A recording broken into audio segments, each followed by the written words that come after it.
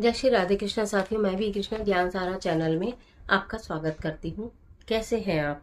आपके अच्छे स्वास्थ्य और सुखद जीवन की मंगल कामना करती हूँ। आपके अपने इष्ट देवों को कोटि कोटि नमन करते हुए, बड़ों को प्रणाम करते हुए वीडियो प्रारंभ करते हैं। साथियों, आज बात कर लेते हैं वट सावित्री व्रत 2024, यानी कि महिलाओं को अपने पति की लंबी आयु के लिए, दीर्घ आयु के लिए, अकाल मृत्यु से बचाने के लिए वट सावित्री व्रत रखा जाता है। तो यह व्रत कब रहेगा, पहली बार कैसे करें, मायके से करें या ससुराल से करें, या मायके में भी कर सकते हैं या ससुराल में कर सकते हैं। अमावस्या है क्योंकि, और गुरुवार है, तो सिर कैसे धोएं, गर्भावस्था में कैसे करें, पीरियड में कैसे करें, बायना कैसे दान दें, ये सारी ही समस्त जानकारी लेकर आज की वीडियो में आपके बीच में। चलिए झटपट वीडियो प्रारंभ कर लेते हैं। बात कर रही हूँ वट सावित्री व्रत की।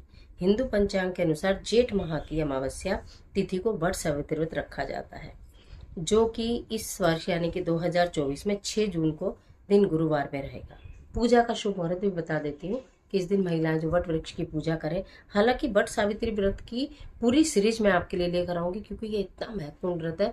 आपको सब कुछ इस व्रत के बारे में जानकारी होनी चाहिए। पूजन किस प्रकार करना है, वट की अगर टहनी जो है वो तोड़ें या नहीं तोड़ें, वट वृक्ष ना मिले तो किस प्रकार हम पूजा करें, और ऐसे हम क्या खास अपने पति की दीर्घायु के लिए उपाय करें, समस्त जानकारी मैं आपके बीच में लेकर आती रहूंगी। परंतु फिलहाल जान लीजिए कब करना है, क्या करना है, कैसे करना है और क्या नहीं करना है। तो बात कर रही हूँ पूजा के शुभ मुहूर्त की। पूजा का शुभ मुहूर्त है 10:36 से 2:04 तक, यानी कि 6 जून दिन गुरुवार को प्रातः 10:36 से शुभ मुहूर्त प्रारंभ हो रहा है, जिस बीच में आपको पूजा करनी चाहिए 10:36 से 2:04 तक। सभी सुहागन स्त्रियां अपने पति की दीर्घायु के लिए ये व्रत किया करती हैं। वट वृक्ष में ऐसी मान्यता है, ब्रह्मा, विष्णु और महेश का वास माना जाता है। जो वट की शाखाएं हैं उन्हें सावित्री के स्वरूप को माना जाता है। तने में भगवान विष्णु, जड़ में ब्रह्मा जी और पत्तों में, पत्ते पत्ते में शिव का वास माना जाता है। इसलिए इतना दिव्य है ये वट वृक्ष। अक्सर मैं आपको वट वृक्ष के उपाय भी बताया करती हूँ, और रविवार में वट वृक्ष की पूजा करना भी स्त्रियों के लिए विशेष बताती हूँ। तो इसका महत्व ये भी है। वट सावित्री व्रत की कथा आप कहेंगे तो मैं आपको वीडियो दे दूंगी, क्योंकि कथा के बिना व्रत कोई भी अधूरा ही माना जाता है। अब जान लेते हैं मुख्य बातें। पहली बात ये है कि पहली बार व्रत कैसे करें। अगर आप पहली बार व्रत उठा रही हैं तो बेफिक्र होकर उठाइए। वैसे तो कहीं कहीं ससुराल में अगर लड़की है तो मायके से इस व्रत को उठाने की परंपरा होती है, नहीं तो मायके से कुछ सामग्री आती है जो जो लड़की होती है वो अपने ससुराल में पूजती है और फिर व्रत का प्रारंभ करती है। ये व्रत जब तक पूजा नहीं होती तब तक निर्जला रखा जाता है।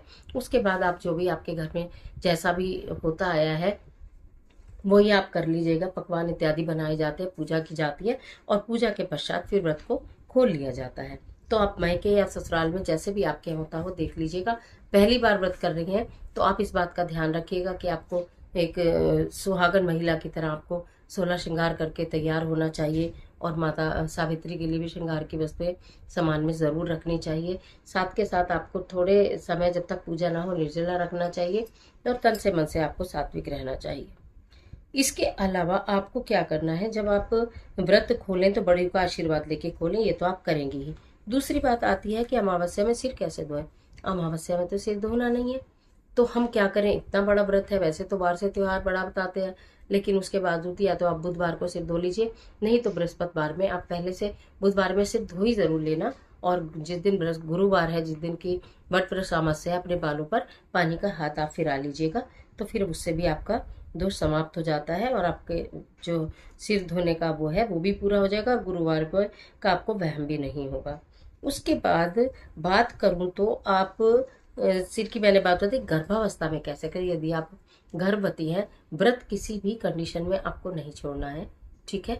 चाहे थोड़ा सा खाते पीते रख लीजिए। वैसे तो प्रातः काल की पूजा होती है तो इतनी अधिक दिक्कत होती नहीं है, फिर भी आप चाहें तो चाय इत्यादि या कोई जूस या कोई जो भी आप लिक्विड लेना चाहें वो आप ले सकती हैं। व्रत जरूर रखें, क्योंकि जब आप पूजा कर लेंगी 10:36 से लेकर 2:04 के बीच में, तो उसके बाद में आप खा सकती हैं।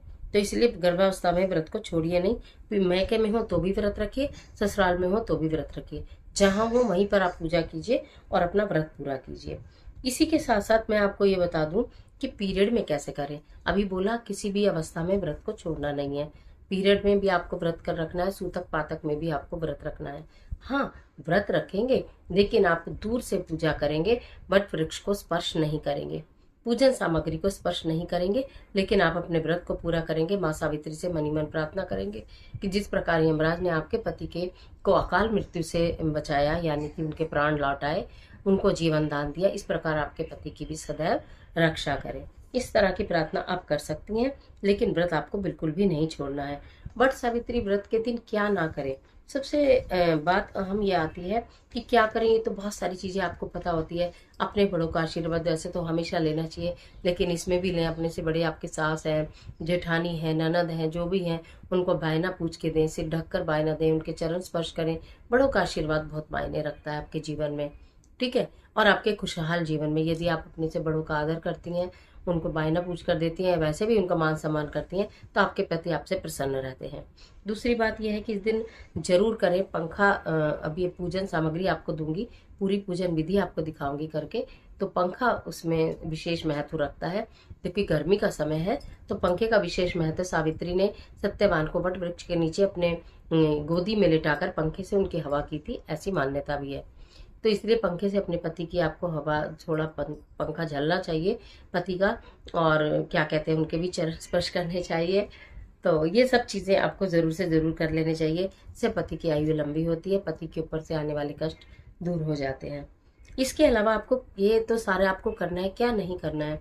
किसी भी देखिए जानवर को दुत्कारना नहीं चाहिए, किसी गरीब का उपहास नहीं उड़ाना चाहिए। आप कुछ उसे दें या ना दें, मदद करें या ना करें, लेकिन परेशानी में देख के किसी का उपहास नहीं उड़ाएं, किसी का अपमान नहीं करें। कोई आप इस दिन लहसुन प्याज मांस मदिरा का सेवन ना करें, ठीक है। आपको सात्विक भोजन ही बनाना है, पकवान बनाने हैं। अपने पति से बिना वजह की लड़ाई ना करें, बच्चों को बिना वजह का डांटे नहीं। थोड़ा सा संयम रखें, वाणी पर भी संयम रखें, अपने दिमाग पर भी संयम रखें और अपने मन पर भी संयम रखें। प्रभु के ध्यान में रहें तो सारे व्रत सफल हो जाते हैं। तो वट सावित्री व्रत से संबंधित काफी जानकारी मैंने आपको दी है। शुभ रंग के वस्त्र पहनेंगे, श्रृंगार करेंगे, सब कुछ बता दिया है। तो आशा करती हूँ वीडियो आपके लिए बहुत उपयोगी साबित होगी। मिलती है एक और जबरदस्त वीडियो के साथ, तब तक हंसते रहिए, मुस्कुराते रहिए, अपना और अपने अपनों का ख्याल कीजिए। वीडियो अच्छी लगे तो लाइक कीजिए, जितना चाहे फ्रेंड्स के साथ शेयर कीजिए। वट सावित्री व्रत की बहुत सारी शुभकामनाएं, और कमेंट बॉक्स में अपने इष्ट देव का स्मरण करना बिल्कुल मत भूलिए। ईश्वर आपकी मदद करे।